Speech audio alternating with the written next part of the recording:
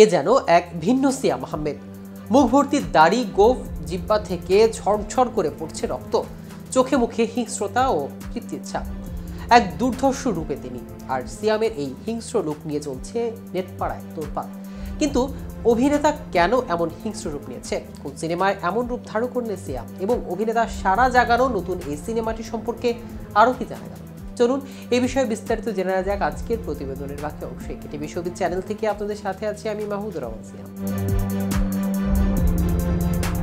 নতুন সিনেমা জঙ্গলিতে এমনই অভিনব লুকে ধরা দিয়েছেন জনপ্রিয় এই অভিনেতা। আসন্ন ঈদ উল ফিতরের মুক্তির তালিকায় রয়েছে সিয়াম অভিনীত নতুন সিনেমা জঙ্গলি। প্রতিবারের মতো এবারও নিজেকে ভেঙে চরিত্রের ভেতরে ডুব দেওয়ার প্রয়াস ছিল সিয়ামের। সম্প্রতি প্রকাশিত হয়েছে এই সিনেমার পোস্টার, আর পোস্টারের প্রকাশ্যে আসার পরেই নেটিজেনদের প্রশংসা করাচ্ছেন অভিনেতা। কেননা প্রথম দর্শনে অনেকেই নায়ককে চিনতে পারেননি, অনেকে আবার অভিনেতার জঙ্গলি লুক দেখে গা শিউরে ওঠার মতো অবস্থা।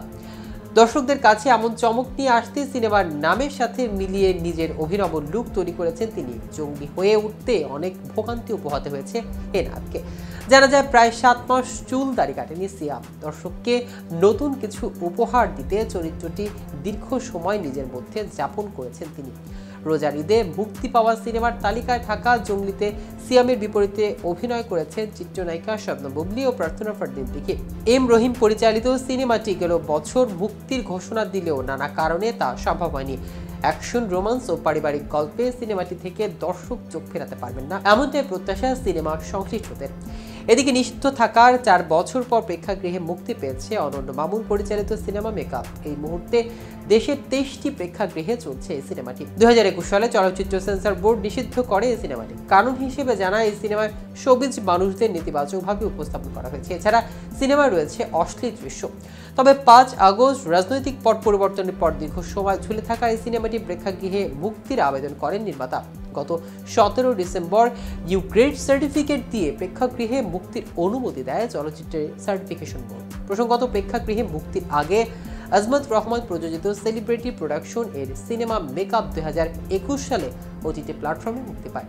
প্রেক্ষাগৃহে এতদিন সিনেমাটি নিষিদ্ধ থাকলেও চলচ্চিত্র সার্টিফিকেশন বোর্ড চলতি বছর 1 মিনিটের দৃশ্য কর্তন করে মেকআপ সিনেমাটিকে 10 জানুয়ারি প্রেক্ষাগৃহে মুক্তির অনুমতি দেয়। অন্যদিকে এ মাসে দ্বিতীয় সপ্তাহে পর্দা উঠছে ঢাকা আন্তর্জাতিক চলচ্চিত্র উৎসবের। আগামী 11 থেকে 19 জানুয়ারি পর্যন্ত এই আয়োজন। এবারে আয়োজনে 75টি দেশের 220টিরও বেশি সিনেমা প্রদর্শিত হবে। 23তম ঢাকা আন্তর্জাতিক চলচ্চিত্র উৎসবে বাংলাদেশের প্যানোরামা বিভাগে এবার 10টি সিনেমা জায়গা করে নিয়েছেন। তার মধ্যে একটি ছবি হলো রুনা খান অভিনীত নীলপদ্ম।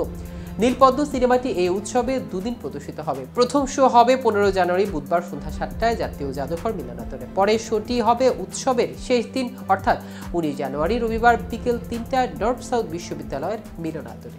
তো ভিউয়ার্স, ভিডিওটি সম্পর্কে আপনাদের কোনো মতামত থাকলে আমাদের কমেন্ট করে জানাতে পারেন। সাথে সাথে নিয়মিত showbiz related update informative video পেতে কেটিভি শোবিজের সাথে থাকুন। ধন্যবাদ।